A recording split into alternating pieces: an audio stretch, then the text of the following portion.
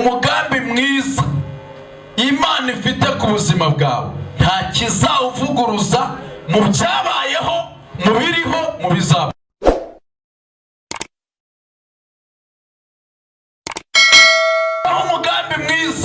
Umugambi mwiza w'Imana niwe uhinyuza imigambi mibi yose. Reka nsubiremo ijambo. Umugambi mwiza Imana ifite ku buzima bwawe niwe uhinyuza imigambi mibi yose. Ibintu byose Satani n'abademoni n'abantu babi bose bagira ku buzima bwawe biteshwa agaciro n'umugambi mwiza Imana igufiteho. Ikindi nanone cyiza cyane, umugambi mwiza Imana ifite ku buzima bwawe nta kizawuvuguruza mu byabayeho, mu biriho, mu bizaba. Mundebe hano. Yesu ashimwe cyane. Haleluya. Nta kiza, reka nkubwire, hari ibintu wapanze byinshi biranga, wenda ibindi birashoboka, ndetse habonetse n'abantu bagiye bavuguruza bya bindi wapangaga, ariko ntawe uzavuguruza umugambi w'Imana ifite ku buzima bwawe. Ntawe uzavuguruza. Haleluya. Abanzi b'Abayuda rero dore ngo baratungurwa. Batunguwe n'iki? Gutungurwa kw'abanzi b'Abayuda batunguwe nuko bagiye kubona, babona birahindutse. Ibyo bapangaga, ibyo batekereza, Bibiliya yatubwiye ngo abanzi b'Abayuda bibwiraga ko bagiye kubagiraho ububasha, bibwiraga ko bagiye kubategeka bagakora ibyo bashaka kuri bo. Bibiliya yatubwiye ngo ariko uwo mwanya, muri ako kanya, ibyo bibwiraga, ibyo batekerezaga ko ari bo bafite ububasha, birangije bihindurwa n'ifite ububasha. Yesu ashimwe cyane. Imana dusenga ni Imana ifite ububasha. Haleluya. Hari umuririmbyi abirimbye aravuga ngo Imana yacu irakomeye cyane, ikora imirimo ikagaragara, si nk'ibigirwamana bitavuga n'ibyumve. Imana yacu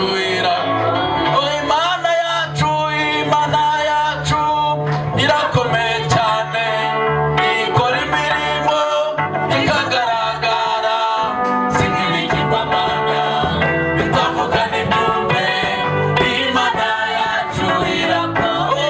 Imana yawe, Imana yacu irakomeye cyane, ikora imirimo ikagaragara, si nk'ibigirwamana bitavuga n'ibyumve. Imana yacu irakomeye. Haleluya. Amen. Oh, haleluya. Amen. Bibwiraga ko bagiye kubagiraho ububasha. Ibyo bibwiraga, Imana iraza ihita ibihindura. Ibyo batekerezaga ko bagiye kubagiraho ububasha, ijuru isumba byose iraza irabisenya, ibihindura ubusa.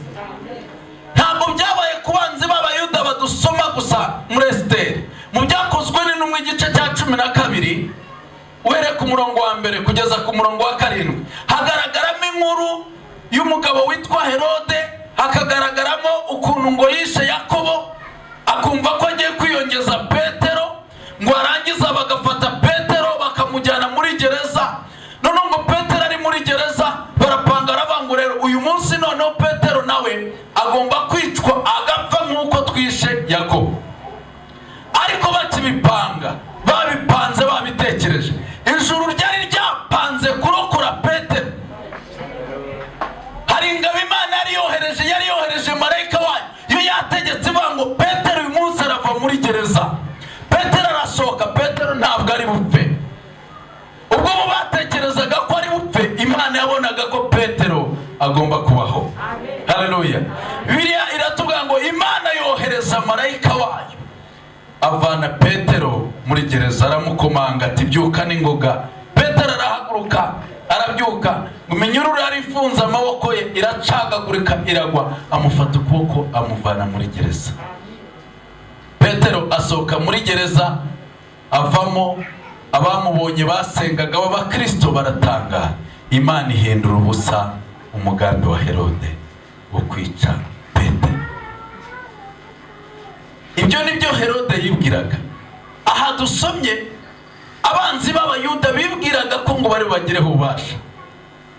Ijambo risoza biriya tubwira ari ryo ntego dufite muri aka kanya, ni ijambo rivuga ngo birahinduka. Uwo mwanya batungurwa nuko bigize gute, bihindutse. Haleluya. Birahinduka. Iminsi 7 nafashe umwanya munini ntekereza ni iyihe ntego Mana y'aya masengesho. Niki abantu basengeramo muri minsi 7? Nuwuhe muyobozi wayo? Duha ijambo rimeze nk'inyenyeri rizayobora abantu muri minsi 7. Muri buka igihe Yesu yavukaga, Imana yohereje inyenyeri yo kuyobora iki? Abanyabwenge, kugira ngo bageze aho Kristo yari yavukiye. Nanjye ndavuga ngo Mana rero duha ijambo ry'ubuhanuzi, duha ijambo tuzasengeramo muri minsi 7. Igihe nari ndimo gusenga, Imana imira ijambo ryo muri Esiteri, irambwira ngo muzasengere muri iri jambo rivuga ngo birahinduka. Birahinduka. Bigira gute? Birahinduka. Haleluya. Umva, bwira umutima wawe uyu mwanya, ubwire n'ubwonko bwawe n'ibitekerezo byawe, ubanze ubibwire iri jambo, ubwire ngo birahinduka. Icya kabiri, ubwire ngo bigiye guhinduka. Niba ari n'indwara iri mu mubiri wawe, uyibwire ngo wandwara we, bigiye guhinduka byanze bikunze. Ibinini ntibyakwirukanye, nasenze igihe kinini biranga, ariko igihe kirageze ngo bihinduke. Haleluya. Biranashoboka ko iri jambo waryumvise, hakaba hari n'ikindi gihe wagiye usenga uvuga ngo Mana nihagira ibintu bihinduka, ukabona ntibihindutse. Ariko reka nze mbabwire, kugira ngo ibintu bihinduke hari amahame. Icya mbere nuko wowe ubwawe ushaka ko ibintu bihinduka, ubanza guhinduka, Imana nayo ikaza igahindura ibintu.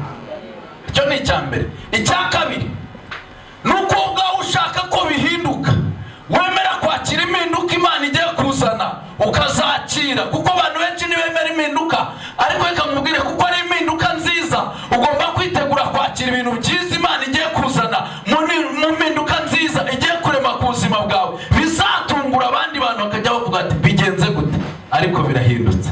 Ni Imana ihindura ibintu byose. Haleluya. Hari ibintu Imana ishingiraho kugira ngo ihindure ibintu. Yesu ashimwe cyane. Nuba umukristo wubaha Imana, usenga Imana mu kuri no mu mwuka, Imana iraza kugira ibintu ihindura. Yesu ashimwe.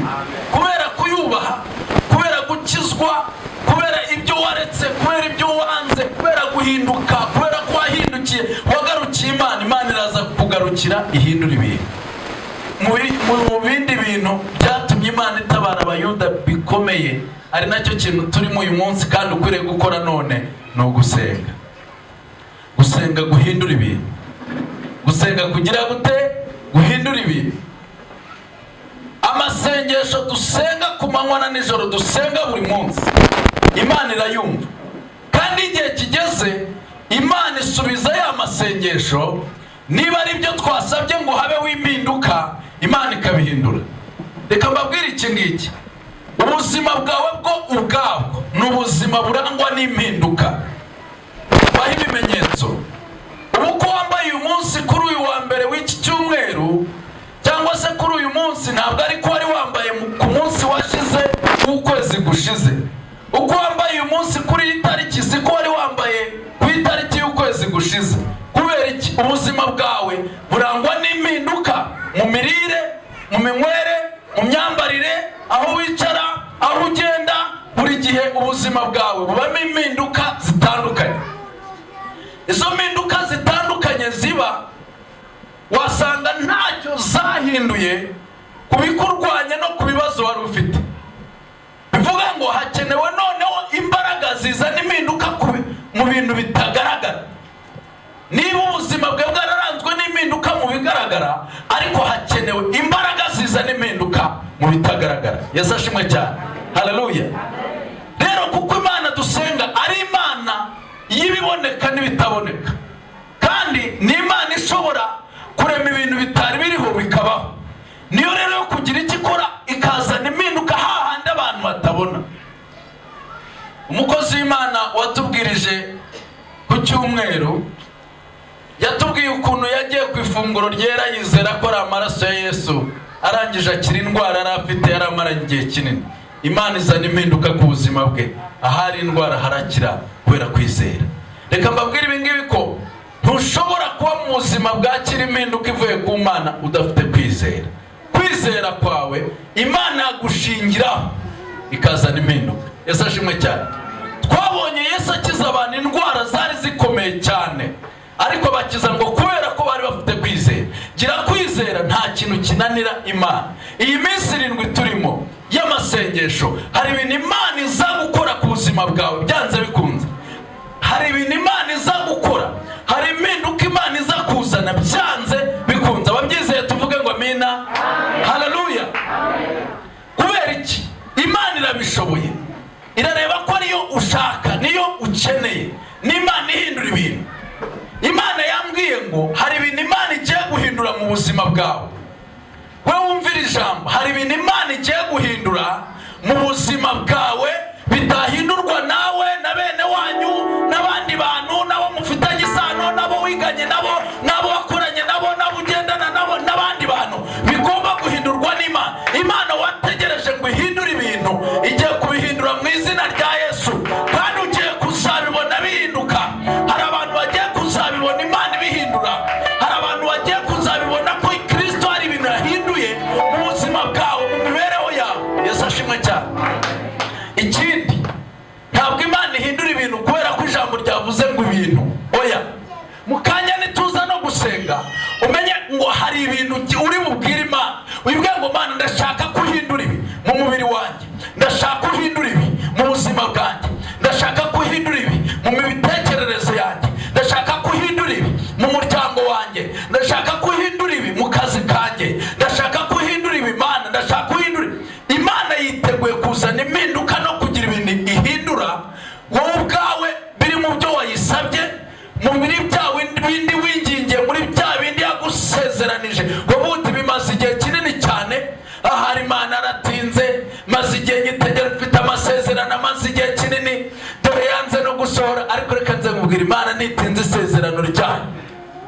Iyavuganye nawe sinjajwa n'Imana, no kubikora izabikora, no kubikora iraza kubikora, no kubirema iraza kubirema, kuko niyo igira ikikora ikagikomeza. Niyo ishobora byose, niyo yaremye ijuru, yaremye isi n'ibintu byose. Iyo rero itegeka byose, ni Imana ishoboye kuzana impinduka ku buzima bwawe. Ikindi nanone ni uko Imana yamishuriye ko hari abantu bamaze igihe kinini cyane basenga, bacitse intege kubera ko babona ibyo basengeye batabihabwa. Noneho bacika intege, baragwa mu mitima. Ntimwaretse gusenga, ariko mwaguye kugwa ko mu mutima. Hahandi niyo baguhanuriye, hahandi niyo wumva ijambo ry'Imana, hahandi niyo usenga ushidikanya, kubera ngo igihe umaze usenga n'iby'Imana yakubwiye n'icyo ukabubona bitarasohora, ukabubona udasubizwa. Ariko Imana yampaye ijambo ry'ubuhanuzi ku buzima bwawe. Imana irambwira ngo icyo gihe wabayemo cyo kudasubizwa, cyo kudasorezwa amasezerano kirahagije. Hari ikindi gihe Imana izanye ku buzima bwawe, hari ikindi gihe Kristo azanye, hari ikindi gihe Umwuka Wera azanye, hari ikindi gihe Data wo mu ijuru azanye cyo gusubizwa, cyo gusorezwa amasezerano, kububaha Imana, kubasenga, kuba Kristo bizera Imana. Abacyakire bavuge ngo amen. Tugomba kuba muri ibyo bihe byose Imana ituzanira. Yesu ashimwe cyane. Tugiye gusenga Imana, tugiye gusenga Imana. Ubwira Imana ikintu cyose wumva wayibwira aka kanya. Ubwira Imana ikintu cyose wumva ushaka ko yakora ku buzima bwawe. Twumvise ijambo rivuga ngo birahinduka, birahinduka rya Yesu. Reka duhaguruke tuzamure ibiganza byacu imbere y'Imana isumba byose.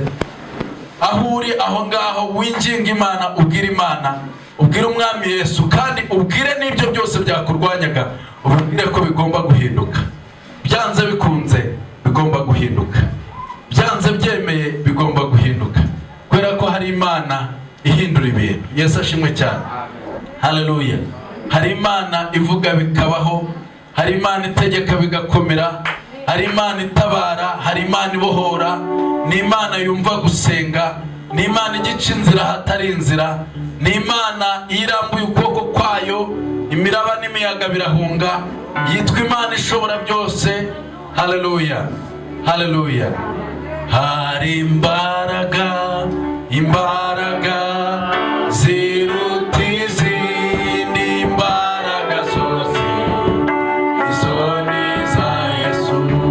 Hari imbaraga, hari imbaraga, imbaraga ziruta izindi mbaraga zose, izo ni iza Yesu. Oh, hari imbaraga, imbaraga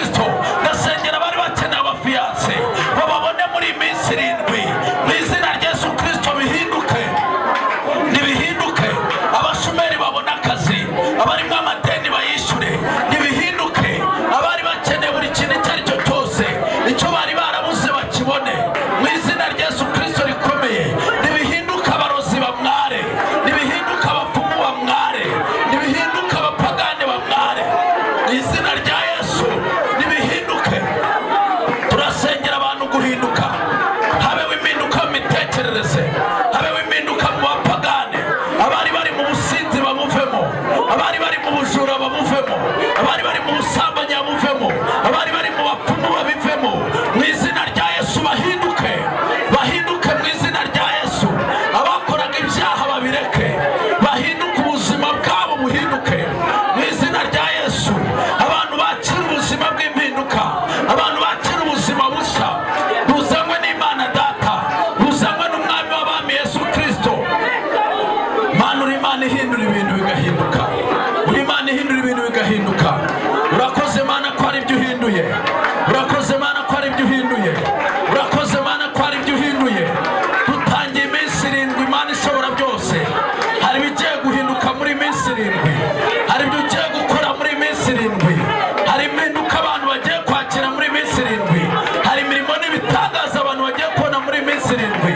Abantu bagiye kubona ukuboko kw'Imana, abantu bagiye kubona imbaraga z'Imana, abantu bagiye kubona imirimo y'Imana, abantu bagiye gukira indwara, abantu bagiye kubohoka, abantu bagiye kubona amafaranga, abantu bagiye kubona imbaraga z'Umwuka Wera, abantu bagiye kuva mu mwijima. Hari ibyo uje guhindura.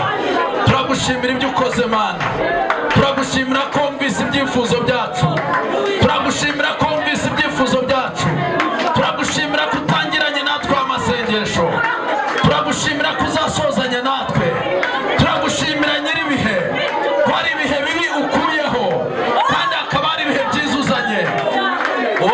Mwami wanjye Yesu uri ngabe inkingira, ugose imbere n'inyuma, Sinyikangwa na Satani, ugose ugose imbere n'inyuma, sinyikangwa na Satani. Mwami wanjye, Mwami wanjye Yesu uri ngabe inkingira, ugose imbere n'inyuma, sinyikangwa na Satani. ugose Ugose imbere n'inyuma, sinyikangwa na Satani. Mwami wanjye, Mwami wanjye Yesu uri ngabe inkingira, ugose imbere n'inyuma, sinyikangwa na Satani. ugose Ugose imbere n'inyuma, sinyikangwa na Satani. haleluya. Amen. Reka turirimbe iyo ndirimbo dutanga amaturo y'icyacu no mu nzu y'Imana. Amen, amen. Haleluya.